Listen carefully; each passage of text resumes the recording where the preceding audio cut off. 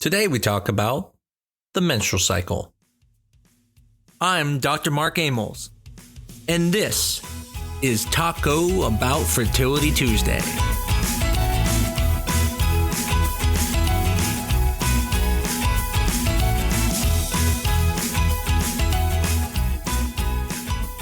The menstrual cycle is not a very sexy topic. In fact, I don't think most men want to even talk about it. But if you like science and you like understanding things, this episode's for you. The menstrual cycle by itself is meant to prepare the uterus every month to be able to get pregnant. But the menstrual cycle in medicine is used like a vital sign, where we're able to watch it like a heart rate and determine if there's problems. Because the menstrual cycle tells about the health of the hormones as well as the health of the uterus.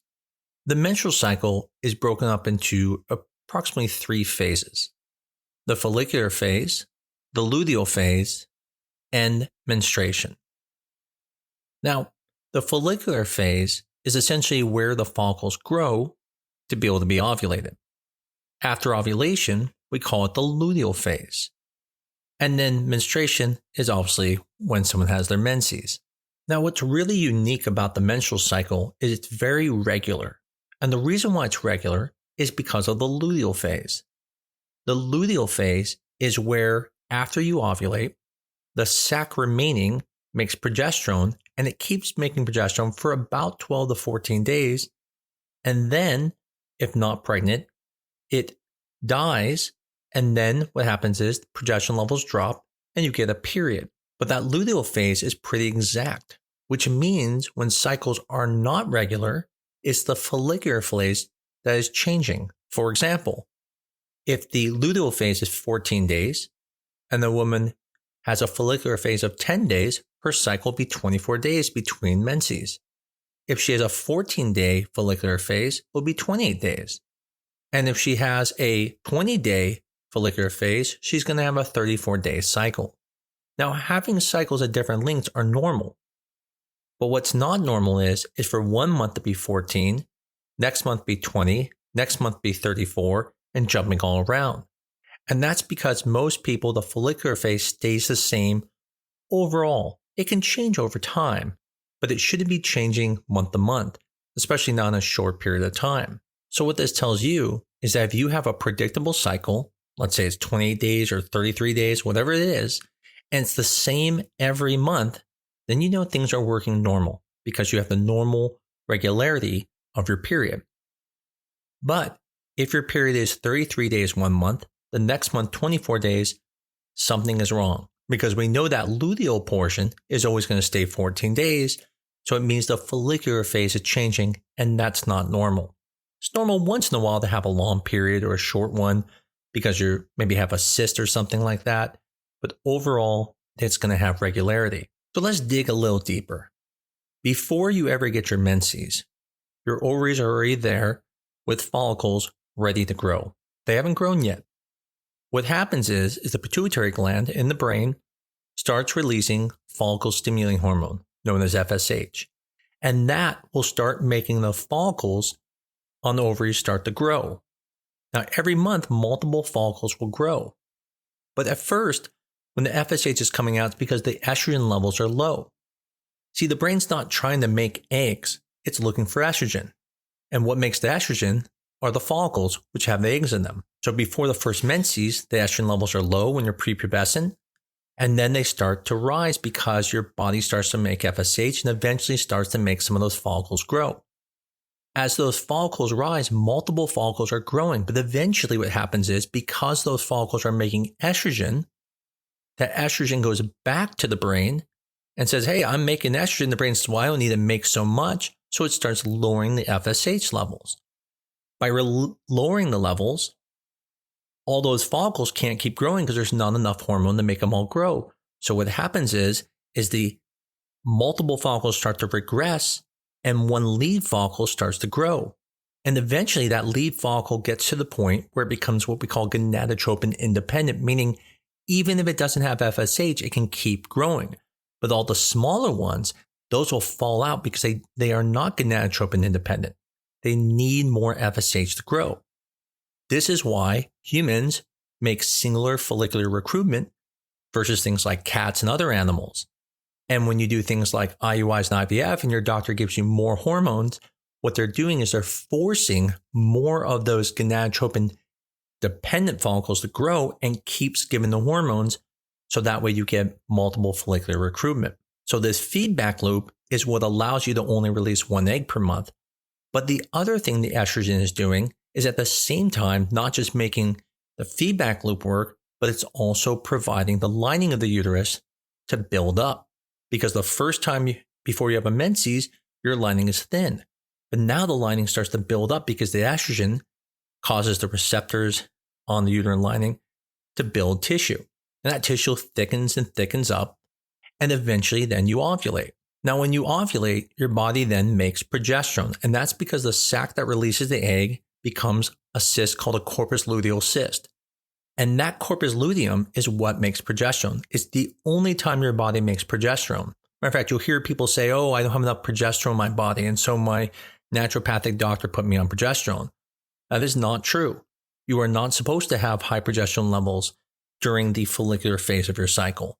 Now, in your luteal phase, that could be abnormal. But in your follicular phase, you should not have progesterone, very minimal amount.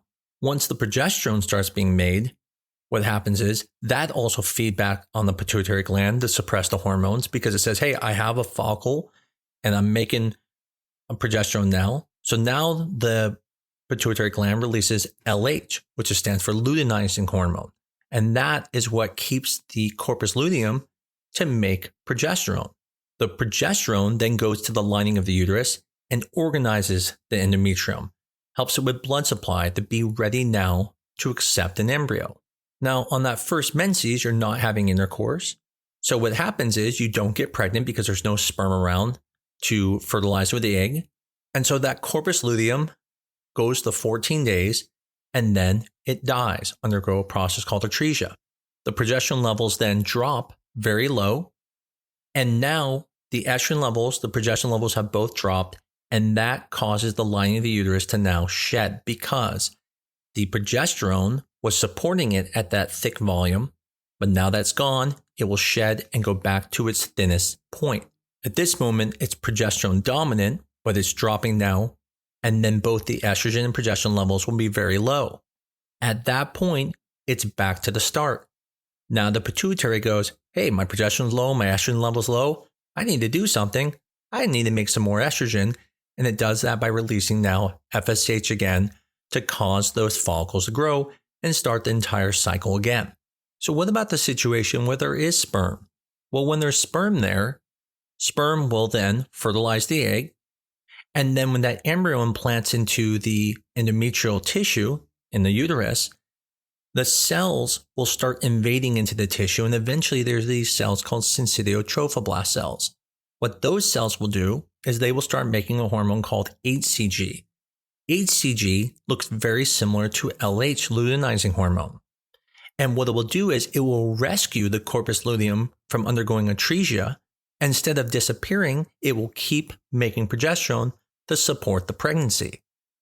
This is why some women will not get a period and then they're checking to see if they're pregnant. And obviously if they are, congratulations. But sometimes you don't get a period and you're not pregnant. And sometimes your breasts are tender and it feels like you're pregnant. Well, in that situation, it could be one of a few things. One is that you could end up having a cyst. If that cyst is producing estrogen, the estrogen level may be high enough where you might get some spotting but won't have a full period. Whereas with the progesterone level being elevated, you will also not get a period and it will come late, but your breasts will still be tender because you have the hormone from the progesterone causing those symptoms, which are also the symptoms of pregnancy. And that can be quite frustrating because you feel like you're pregnant and then you find out you're not. So as a patient, how does this help you? Well, one of the things I get asked a lot is why do I not get a period? What happens after our IVF cycle when I don't get my period on time? Well, as we just talked about, you could have that cyst and that could be part of what's going on. But the other thing I get asked is, what's the first day of my cycle? And generally we consider the first day of your cycle the flow. Now, why not the spotting? Because we just got done talking about this whole process and what you learned is It's when the progesterone levels drop really low that then you shed the lining. And shedding that lining is really the first day that your hormones are low. Spotting could just be when the progesterone is starting to go down and you start losing a little bit, but it's not enough to call it the first day, because what we mean by the first day is truly saying, when are the hormones level going to be low? This is why we draw cycle day 3 labs on the third day. Now, clearly they're called cycle day 3 because they're on the third day, so I don't think I impressed anyone with that. But the point is, your hormones, your estrogen levels are the lowest. That's when they hit the nadir at the bottom. And at that point, we know that's when your brain is going to work the hardest to make a follicle, because your hormones are the lowest and the brain's like, hey, we got to get going.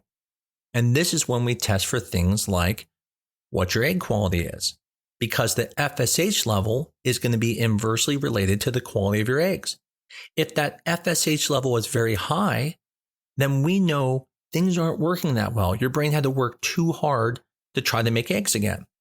If it's low, we know things are working very well. When it comes to starting treatment, the reason why we start treatment early on in cycle day 3 is because that's before your body has developed follicles.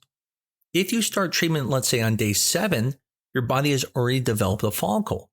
So now if I give you medicine, I'll make that lead follicle grow because it's already ahead, but everything else behind it doesn't have time. But by starting on day 3, it's at the point when all those eggs are ready and just starting, and so they're all going to grow at a similar rate and at the same time. This is the same reason why you start birth control, usually in the early portion of your cycle, before the follicle has developed. If you start birth control on day 7, there's already a lead follicle. It's not going to suppress it because that follicle is gonadotropin independent. So even though you're on the birth control, the follicle keeps growing, it ovulates, and now you have a cyst. So when you find these programs that tell you that they're telling you your menstrual cycle, they really aren't. All they're doing is doing a calculation. They're assuming, which is a very fair assumption, that your luteal phase is going to be 14 days.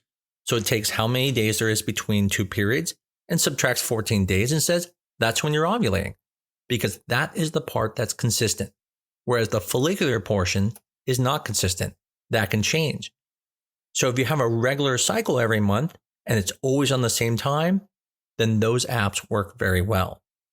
If you don't have a regular cycle and it moves around, those apps are practically worthless because they can only tell you what happened the month before. They can't tell you what's happening the current month, because until you have your period, it doesn't know how many days the follicular phase was. It can only tell you how many days the luteal phase was. Some other interesting facts about the menstrual cycle is it can be used to also tell other problems. For example, if a woman hasn't got her menstrual cycle and she's becoming 16, 17, 18, that tells us something is wrong. And then we can look at multiple things, not just her menstrual cycle, but did she develop breast? A woman who doesn't have a period and doesn't have breast tells us, 1, there's no hormones going on because she didn't have any breast development. And 2, there could be something wrong with the uterus where either it's not there or there could be a blockage. But if there's a blockage, usually there's hormones and there'd be breast development. On the same token, if someone has breast development but not having a period, then you worry about things like blockage. So using those things like the menstrual cycle, looking at a physical exam, we're able to diagnose things that could be wrong with someone very early on when they're very young. Now, what's interesting is there are some women out there who don't ovulate, yet they bleed every month. So what's happening there? Well, in that situation, their lining is building up every month from the estrogen because the brain's still making hormones.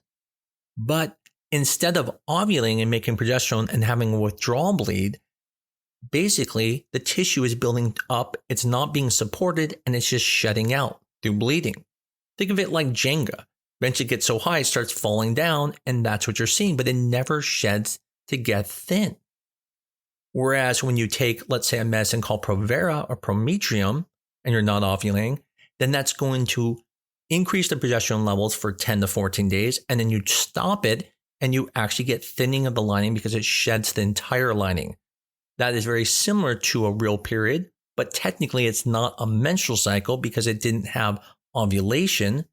but it still went through the same hormone progression to have a period. And that's exactly how birth control works.